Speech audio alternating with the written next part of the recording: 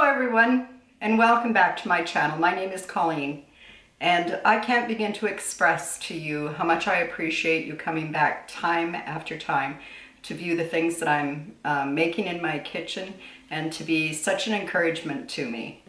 If you're new here, then please consider subscribing, and I hope to get right into today's video where I will be canning fresh fruit cocktail. And it's a bit fiddly, but it's not at all hard. So I hope you'll join me and that you will consider making this for yourself. And I will be right back and we'll get started.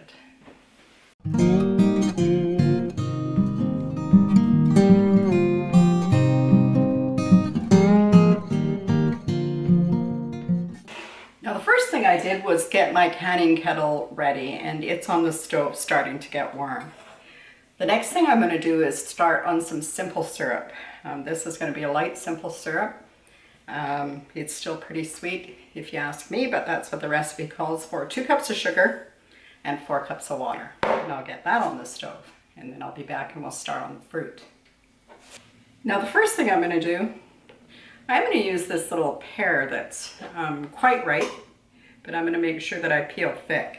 The first thing I'm going to do is peel and core about 5 pears. What I need for the recipe is about 3 cups. Now, you can actually use any combination of fruit that you would like.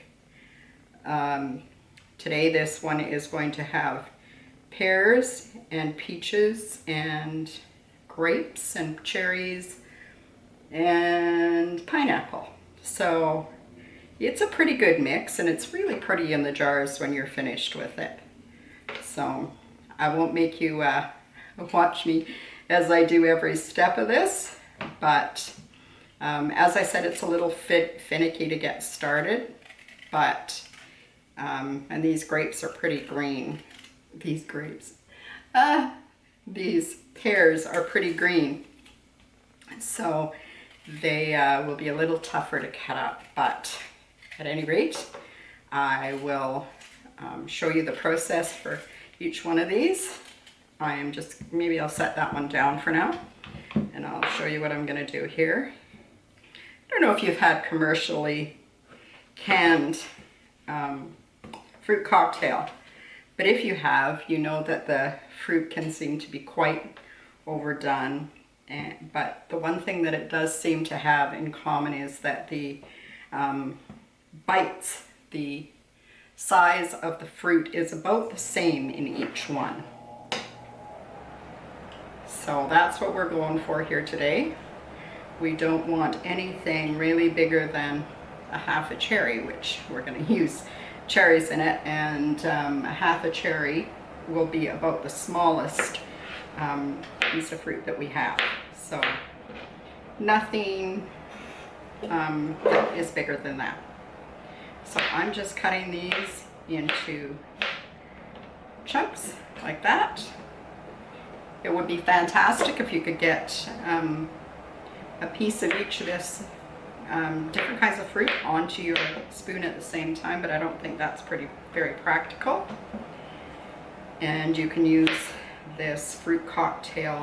There's lots of different desserts. Just by itself, it's fantastic too. But if you look it up, there's a lot of recipes that calls for fruit cocktail. So I'll carry on and I'll be back with the next set. Now as I cut up the amount I need, I'm going to put them directly into my big pot. So in go the pears, and I'm going to just add some water to this pot with some acidity. So a bit of lemon juice or lime juice would work great, or if you have something that's going to acidify it that you would prefer to use, then use that. Now the reason that I added the water and the lemon juice to that is that I'm just trying to preserve the color. I don't want them to go brown while I'm moving on to the next step, which I'm going to do right now. So we need about 8.5 or 8 cups of peaches, or a little more even wouldn't hurt. I don't have as many pears because my pears were just a bit too green, so I only used what I could that was usable. And I'll just carry on and add something of one of the others a little more. Now we're right at the end of peach season here where we live, so I couldn't be as choosy as normally I would be, and I wanted to get these few jars put into my pantry. So some of these are a little riper than I would like them to be. You want to start off with the fruit being as firm as it can possibly be while still being ripe, because you definitely want the fruit to be ripe. This fruit cocktail only processes for 30 minutes in a water bath canner, so it's going to still have a bite to it, and so you need it to be fresh. Besides, you always want to start with the freshest possible product to ensure that you're, getting something that's going to hold up to the canning process. And looks like I might have hit the jackpot here and gotten some Freestone peaches. You have to kind of take what you can get at the end of the season, and right now it's the end of the season. Season is over here now for cherries. I pretty much got the last of the cherries and also the peaches. So the pears are just coming on, and of course here right now in our global world you can get pineapple and grapes pretty much anytime. They are coming from other countries to get to us, which the peaches, the pears, and the cherries are not. They're coming from an area here in British Columbia that is more arid than where we live in the mountains here. So I will be back when I've got all these peaches done. So I've got the peaches all finished, so I am going to pour them in there as well. There's 8 cups in my big cup. There we go. And now I'm going to move on to the pineapple. Now I don't know about where you live. I know that when I did pineapples, when I canned pineapples earlier, maybe about a month ago, I had lots of people tell me that they could get pineapple for $1 a piece. Oh my goodness, that is a dream where we live. I picked up this already cleaned and cored pineapple from the grocery store. Most of the eyes have been removed. I see a few that I'll clean. And the whole pineapple today at the store was $7.49, and I could buy it cleaned and cored for $6.49. And so it just makes sense to buy it this way when most of the work has already been done for me, and I don't have to do the really dirty work. And my goal here is to get 2 to 3 cups of pineapple. I want to make sure that the bits of pineapple that I'm getting are really ripe, because like pears, the last thing you want to do is bite into a chunk of green pineapple in your fruit cocktail. And these slices are pretty big. In fact, I think most of them are going to need to be cut down a little bit more, maybe in half again. So I'll move some of this stuff out of the way, make some room, and I'll do just that, so that the bites are going to be reasonable. It doesn't take long when you've started off with your pineapple already clean for you, that's for sure. Now I just wanted to mention too, while I think about it, that to everybody out there that's going to say, did you know that you could blanch those peaches and the skins would slip right off so you didn't have to peel them? Yes, I did know that, and I did them that way because there were just a few. Last weekend when my husband and I were canning 40 jars of peaches, we definitely did the blanch method and got the skins off, because that's just a lot to do that way. Okay, now back at it. Now my measuring cup right now says that it's 2 cups, and so I think this might be a little pineapple heavy because I was a little light on the pears. We like pineapple, it's okay, because, well, we can pineapple too. So definitely don't put any fruits into this that, you know, aren't your favorite, because canning has a way of magnifying flavors, and if you didn't like pineapple to start with, or cherries, or peaches, or pears, then you're probably not going to like them any better just because they're mixed up with something else. So keep that in mind when you're picking out your fruit. You do want to have fruit that'll hold up. This wouldn't work with berries because they're just too soft to stand up to the mixing and the heat of, you know, everything around them.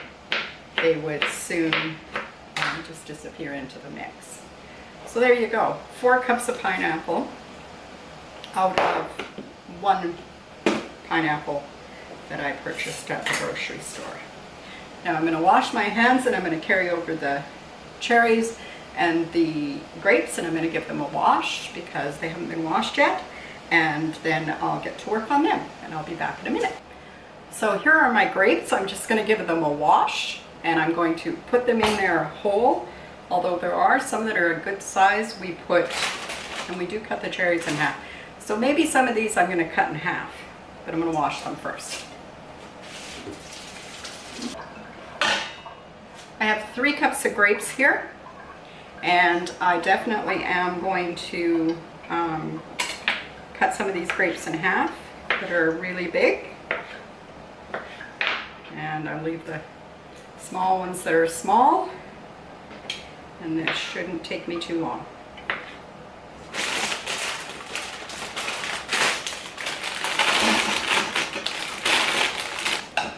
Now I have the cherries. I'm just going to wash them, stem them, pit them, and cut them in half.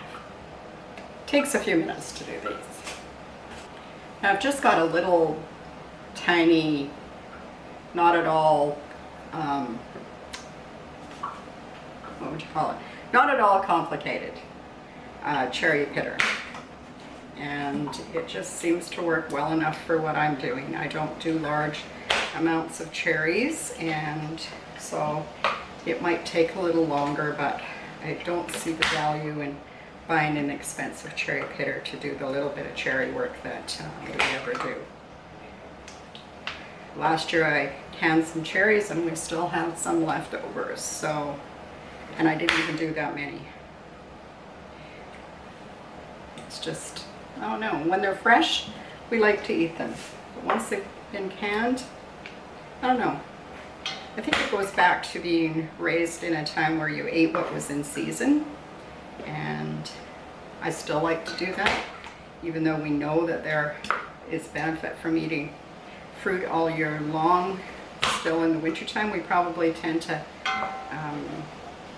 look for apples more than anything, because you can definitely continue to get apples in our area from growers, you know, within a couple 100 miles. That makes it a lot more sustainable for us, and makes us feel better about our purchases when we're purchasing from people who we consider to be our neighbors, or, you know, just down the road. And I'm going to get back to it. It said in the recipe about a pound of cherries, or two cups, I think. Now I'm just going to, now that I've got the pits out and the stems off, I'm just going to go through the same process. I'm cutting them in half into the bath to keep everybody's color right. And these are so nice and bright. They're definitely going to add some good color as well as good flavor to this fruit cocktail. Now I know that my husband is going to enjoy this fruit cocktail on yogurt that he takes in his lunch. And he usually buys a plain Greek yogurt and then dresses it up with some home canned peaches, or in this case some home canned, or sometimes he uses pineapple as well. And he can also use the fruit cocktail for that purpose as well. So just making sure he gets his fruit every day. He does love apples. Okay, they're all cut up. Everybody's in the pot. I'm now going to put this strainer in the sink. I'm going to give it a rinse and put it into the sink.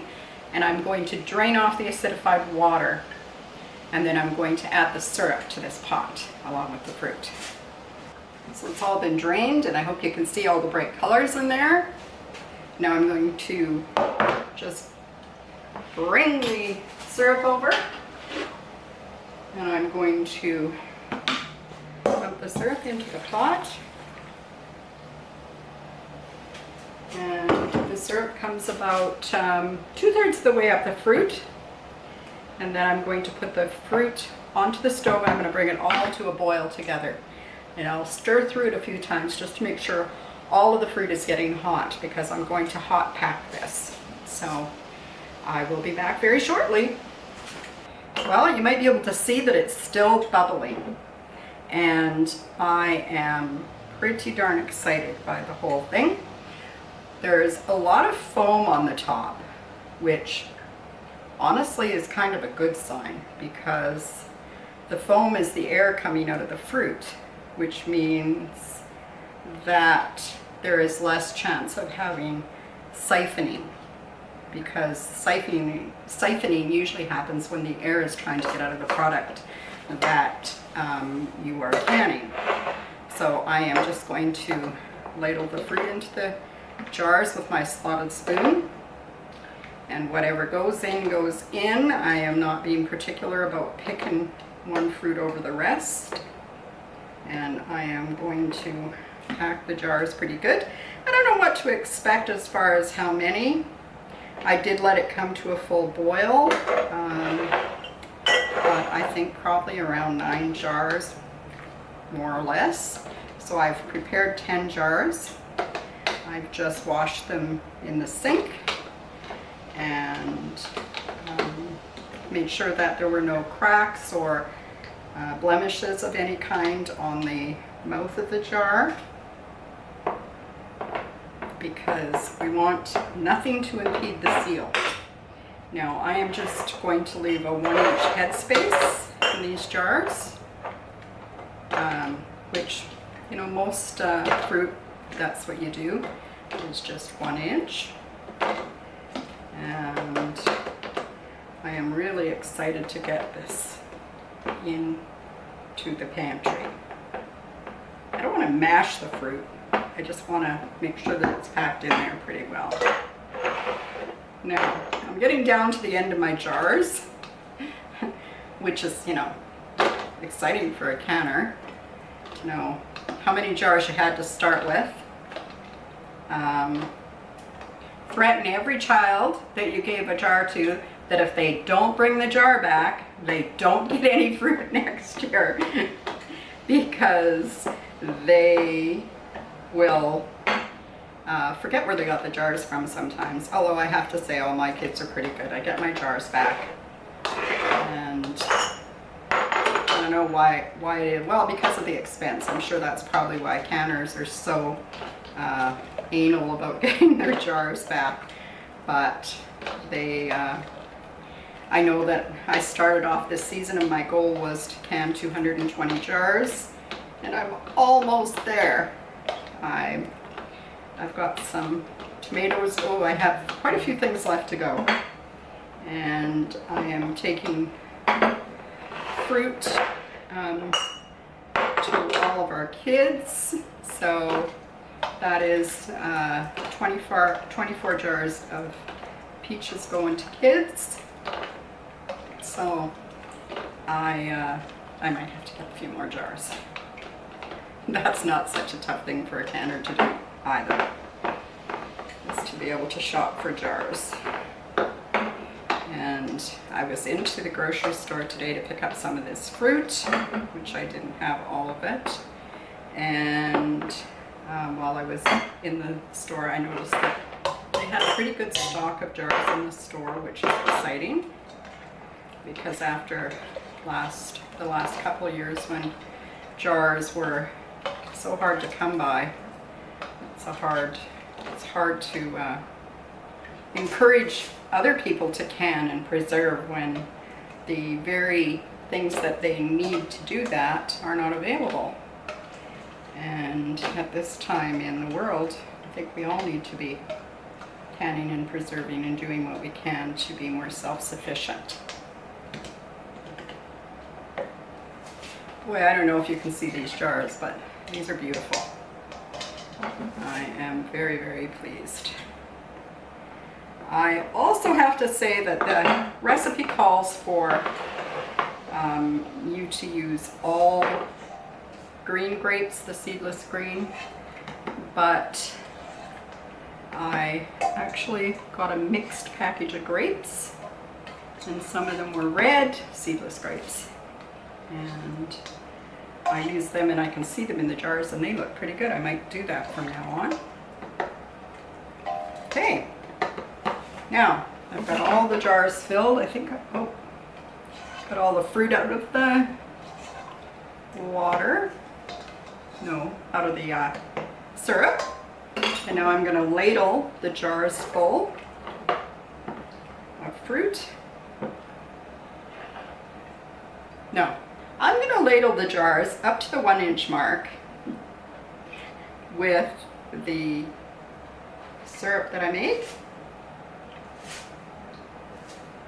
And then I'm going to get out one of my long skewers and I am going to clear the bubbles from these jars and make sure that there's nothing in there that can go wrong. And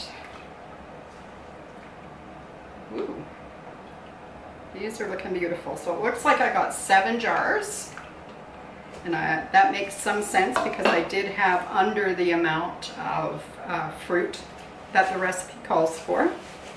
I'm just going to get a skewer and debubble.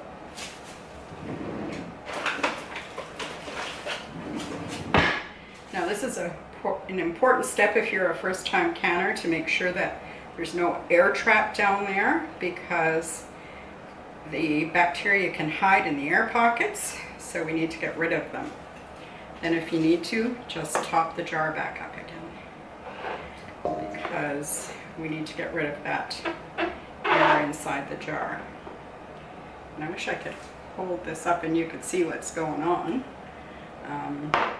but I can see large amounts of air being released. So that is good.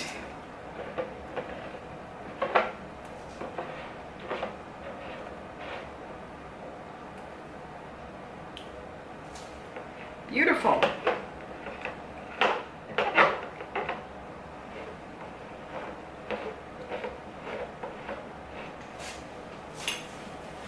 And I'm just going to top up the last of these,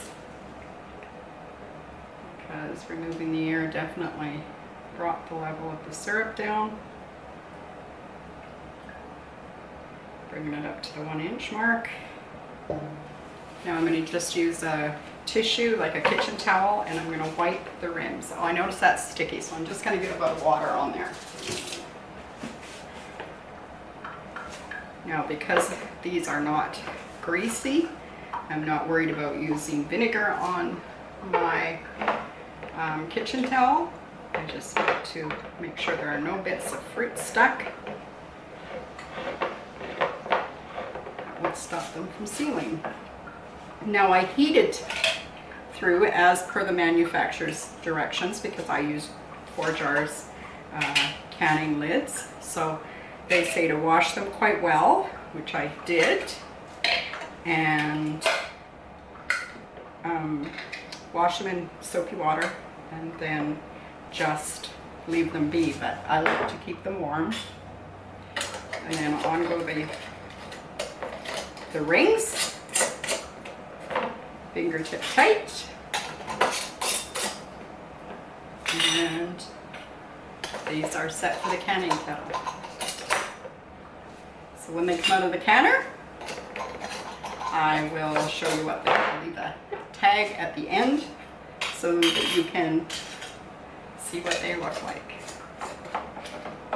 Folks, I hope that you've enjoyed today's canning session, and that if you have, you will like this video. Do the little check, give me a thumbs up, and share it with your friends. Is the best way that you can help me out, is to share it with your friends. I plan to continue to bring you recipes and canning tips, and I look forward to seeing you all here next time. And take care, everybody. I'll see you soon. Bye-bye.